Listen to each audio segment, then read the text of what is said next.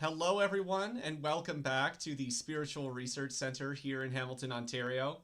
My name is Zachary Strong. I am a biblical scholar, an author, a musician, and a Noahide, which means I am a non Jew who follows the Torah, or at least the parts of the Torah that apply to me.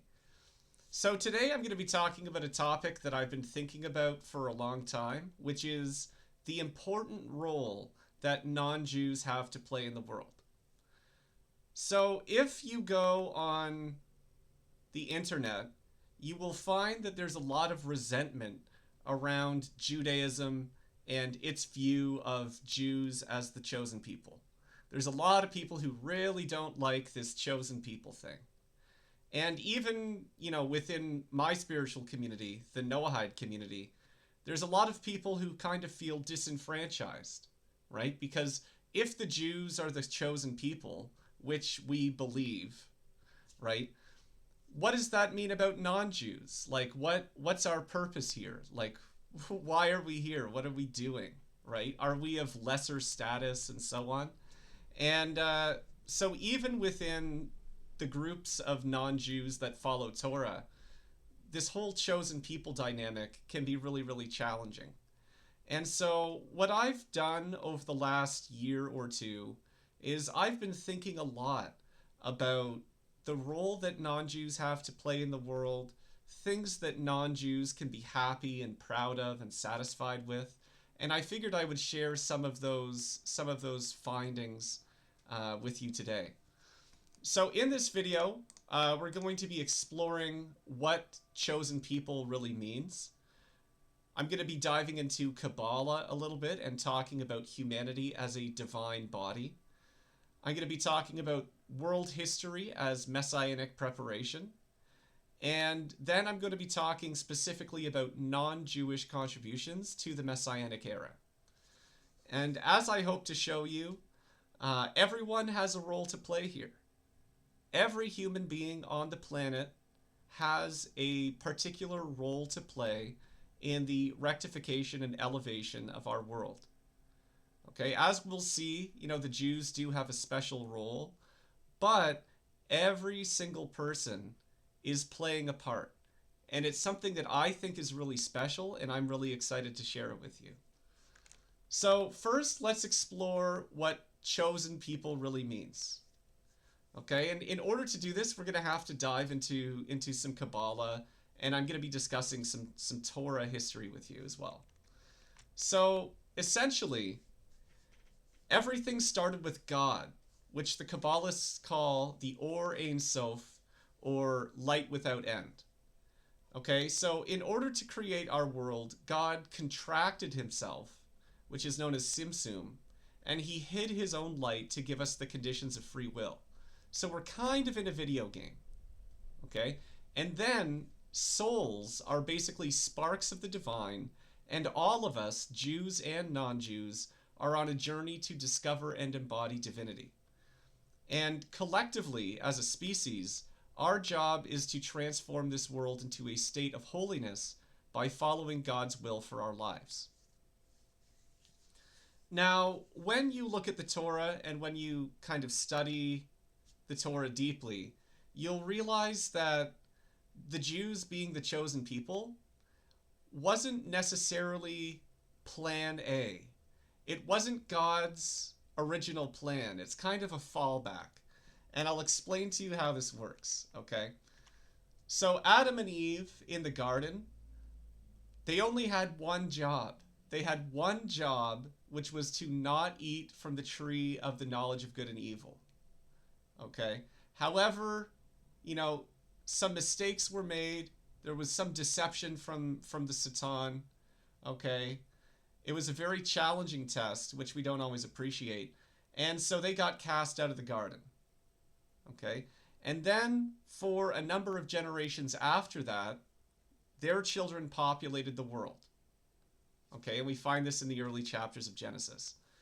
Now, the thing is, at that time, everyone kind of had this chosen people status. All of Adam and Eve's children had this chosen people status. They were all responsible for the spiritual rectification of the world. However, as you probably know from the story of Noah and his ark, the later generations went, they went rogue. They went rogue. There was a lot of wickedness and immorality and so on in the world. Okay, so God decided, you know what, I'm going to hit the reset button. And that's where we got Noah and the ark. Okay, God basically saw that things were more or less beyond repair. So he kept a single righteous person and his family and washed away the rest. Okay, so that God hit the reset button. And then after that, okay, God decided, I'm simplifying the story a little bit, but God decided that it was no longer feasible for everyone to have that, spiritual mission. Okay, so God decided that he was going to choose a single nation, a single group of people who was going to do the spiritual rectification on behalf of everybody. Okay, so he was going to choose one nation to take point on the spiritual rectification issue. Okay, and so what happened was there were a number of candidates for this, but Abraham, through stellar service and outstanding faith, earned the right for his children to be the chosen people.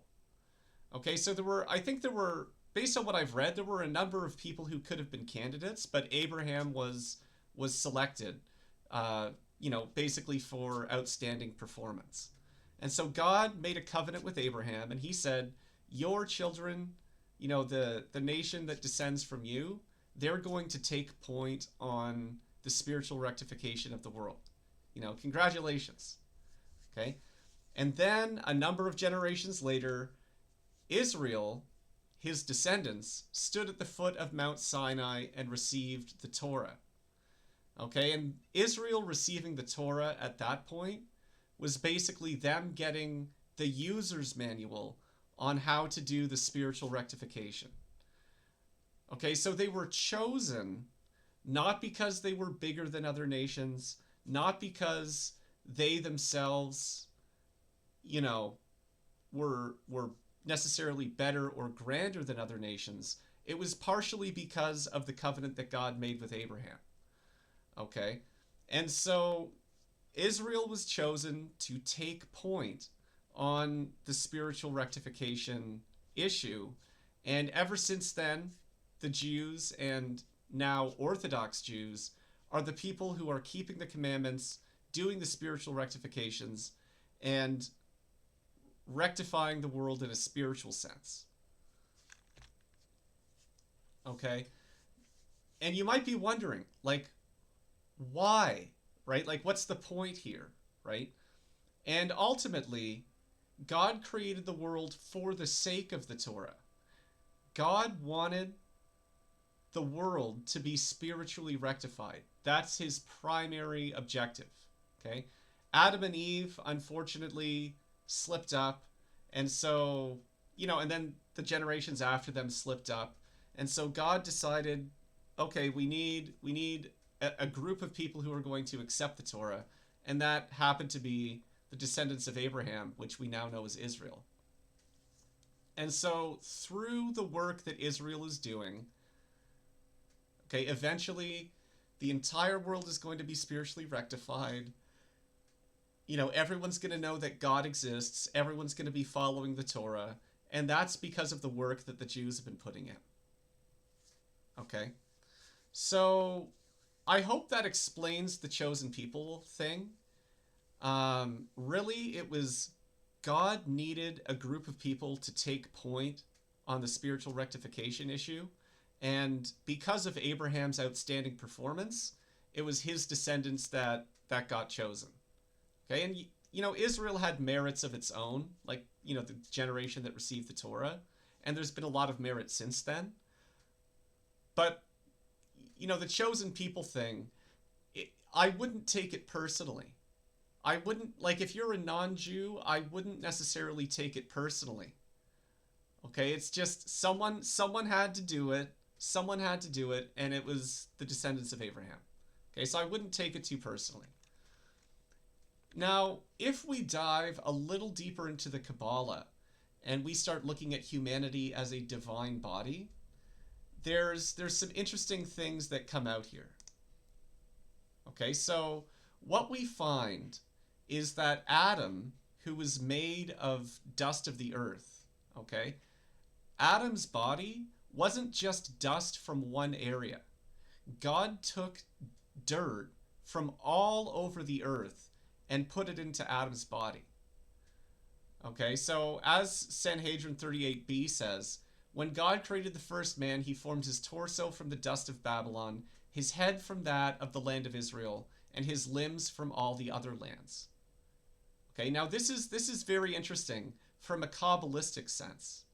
Okay, because when we look at the Sephirot and how they correspond to different areas of the body, what we find is that the head, okay, the head contains the Sephirot of will, wisdom, understanding, and knowledge. And then the body, okay, the different appendages and limbs of the body correspond to loving kindness, strictness, harmony, perseverance, acknowledgement, bonding, and service. Okay? And so basically, the fact that the dust for the head came from the land of Israel, okay, Kabbalistically, it means that, you know, the people that inherited the Torah, Israel, okay, the Jews, they are manifesting in the head Sephirot. Okay, so they are responsible for rectifying things like will, wisdom, understanding, and knowledge. Okay, and then all of the other nations, you know, who's the dust from all around the world that became the limbs, okay, and the body, they're responsible for the other Sephirot. Things like loving kindness, harmony, bonding, and so on. Okay, and so if you're a non-Jew, it means that Kabbalistically, you are rooted in one of the 7 Sephirot known as the emotive Sephirot. And if you're a Jew, it means you're rooted in one of the head Sephirot. Okay. So collectively, as a human species, we're all part of a metaphysical and metaphorical body. Okay, we're all part of a body. The Jews, because they inherited the Torah and they've got this spiritual mission, okay, they happen to be the head, and the rest of us are the limbs and everything. Okay, but the thing is like every limb is important, right? Like, what would you do without arms? Right? And there are people that live without arms and they manage fine, I imagine, right? Or like without legs or whatever, right? It's like every limb is important, right? So we're all part of a divine body. We all have a role to play. Okay? And it just so happens that because Israel is doing this spiritual rectification work, you know, they happen to be the head. Okay? Now, the interesting thing is when you look at the number of nations in the Bible, there's 70 nations, one of which is Israel. Okay? The other 69 nations are all rooted in these emotive Sephirot. Okay? So there are some nations that are especially good at strictness. All right? My guess is Germany is in the strictness thing, right? There are some nations that are really good at loving kindness. There are some nations that are really good at service, okay, or acknowledgement. Okay, every nation has a unique strength. Okay, they're all rooted in different Sephirot, and everyone has a role to play. Okay, so Kabbalistically, I figured I'd share that with you because I think it's interesting and relevant. Like, we're all part of the same body, so to speak, and that was part of God's design from the beginning, which is why he took dust from all corners of the earth and put it into Adam. So, with that understanding, we can start looking at world history as messianic preparation. Okay, and so basically, all of world history, okay, is leading up to the redemption. Okay, everything that we've done, all of our monuments, all of our architecture, and the wars, and the culture, and the philosophy, and all of it, okay, it's all, I guess you could say like bricks in the wall that lead up to redemption. Okay, so everyone has had a role to play here. Okay, Great Britain has had a role to play. Uganda has had a role to play. India's had a role to play. Japan has had a role to play. Right? So every nation in its own way, okay, has been contributing to world history, has been contributing to, kind of the video game that we happen to be in. Okay? And, you know, once the redemption happens, we're going to be able to look back on world history and we're going to be able to see how everything was part of a larger plan. Okay? And even really unfortunate things like the Holocaust, right? We're going to see how, like, despite how painful the Holocaust was, the important role that it had to play in the overall rectification of the world. Okay? So all of world history, every single nation, right? As I said, all of the wars and the philosophy and the culture and all of it, everything is contributing to an eventual redemption.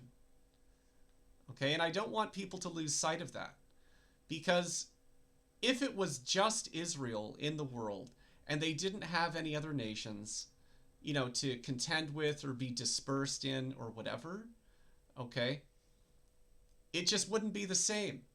It wouldn't be the same. Okay? And for that reason, non-Jews and the non-Jewish nations, right? We are contributing to the redemption process in our own way. Sometimes, unfortunately, we're antagonists, right? Like in the case of the Holocaust. Sometimes we're antagonists, sometimes we're helpers, sometimes we're facilitators, but we are contributing in our own way to the rectification and redemption of the world.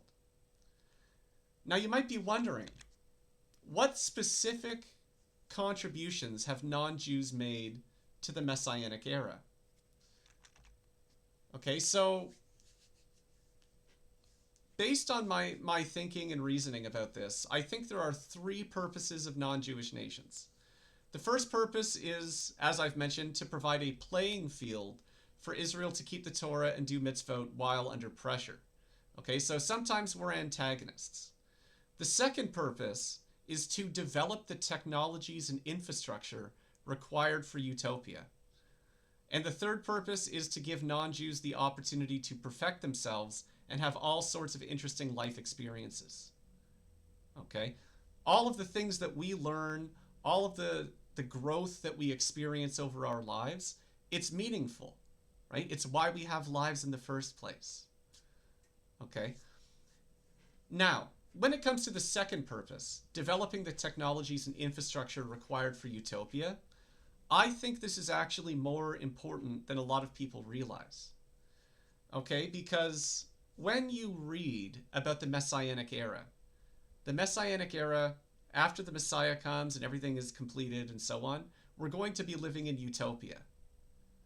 Okay? Everything is going to be plentiful, there's going to be prosperity, and so on. But the question, of course, is how is this going to be possible? And when you look at the trajectory of world history, especially over the last 200 years, what you see is us developing the technology and the infrastructure needed for effortless prosperity. Okay, things like electricity and plumbing and advanced agriculture and transportation and advanced architecture and construction and all of these things, right? These are necessary components for having a physical utopia.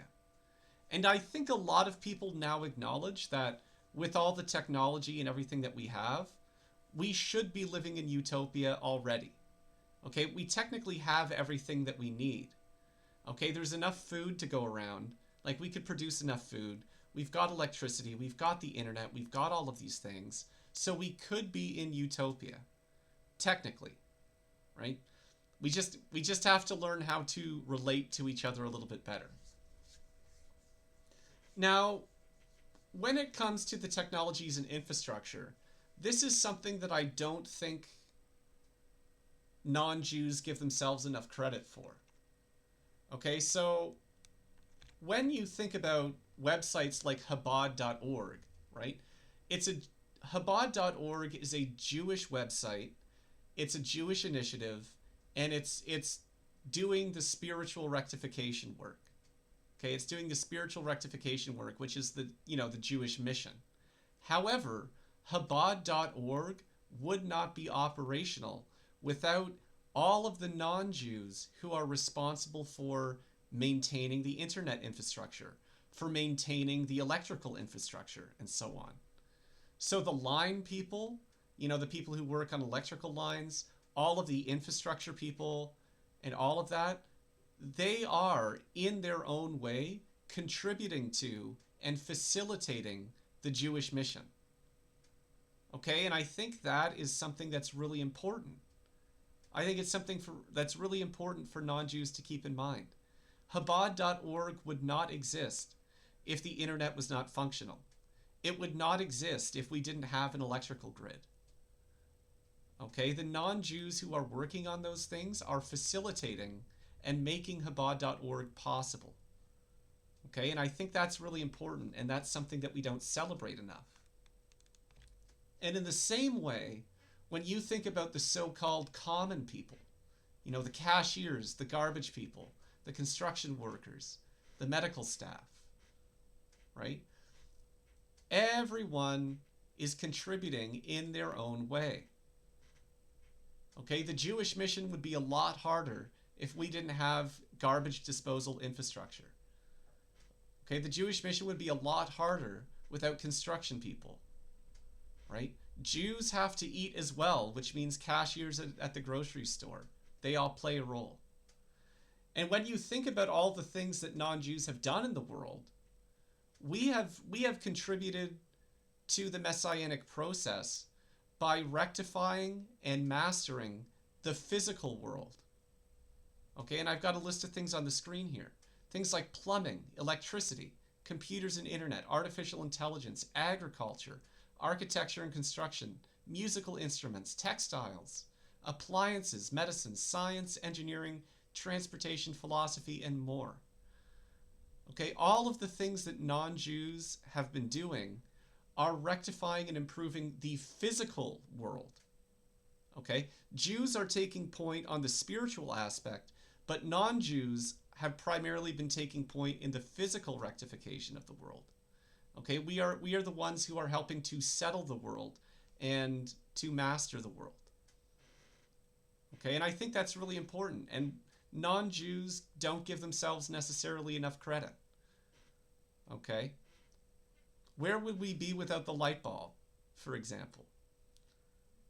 Where would we be without plumbing, and so on?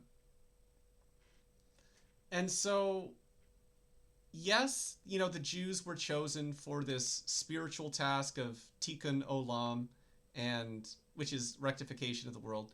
So they were like, the Jews are entrusted with the spiritual side, but the non-Jews are entrusted with the physical side. And especially over the last 200 years, the technological advances that we've made and all of the things that we've invented and everything, right? That is setting us up for utopia. It's setting us up for utopia. And so that's what I wanted to share. That's what I wanted to share because, I have a deep appreciation for the so-called common people. I'm from a city called Hamilton, Ontario, which is kind of an industrial town. And, my father was a steel worker. I've had my grandfather was a steel worker, my great grandfather was a steel worker, one of them. And, I've worked as a cashier.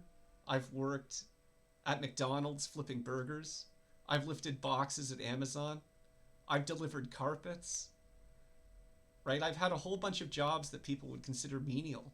And, in as I go through the world and I meet so-called common people, average people, right? I have a deep appreciation for their earnestness, their sincerity, you know? And so I've thought a lot about like, what role do they have to play?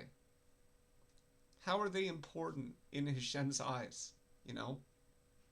And what I've come to, as I've shared with you, is that the cashiers, the garbage people, the construction workers, the box lifters and everything, they're playing a role. They're playing a role. Okay? Every time someone orders a Jewish book from Amazon, right? Yes, it was a Jew that wrote the book. Yes, they're taking point on the spiritual thing. But even the people who are packing the boxes, loading the boxes into trucks and so on, they are part of the overall process, right? Like for example, if you order my book Ticket to Heaven, from Amazon, there are going to be people, some of whom I used to work with, right? They're going to be taking the book. They're going to be putting it in a box. They're going to be loading it on a truck, right? You wouldn't get this book without them, right? And so I think that's something that we need to recognize and we need to celebrate. Because it really hurts my heart. It hurts my heart when non-Jews get like Noahides like myself, like when they get down on themselves and they say, well, like, what purpose do I have? Right? Or, it hurts my heart especially when people get resentful and angry about this whole chosen people thing. Right? Because it comes from, essentially a lack of self-esteem. It comes from a lack of self-esteem. Because it's like, yeah, Jews happen to have this special mission related to spirituality and so on, right? But when we zoom out a little bit and we look at all the contributions that non-Jews are making, especially the contributions of the so-called common people, we find that the infrastructure workers, especially, are contributing to the Messianic process. The people who don't even have a name tag, they're making contributions. And I think that's really special. So, I don't know. I hope this helped. I hope this was interesting. It's a topic that's near and dear to my heart. And, I hope that non-Jews watching this can take some pride and some satisfaction in what they've done. I don't care if you're a cashier. I don't care if you're flipping burgers. I don't care if you are just moving boxes, picking up garbage, whatever, right? It's important in God's eyes. And it's contributing. It's contributing. Okay? Thank you very much. May God bless you and bless the works of your hands.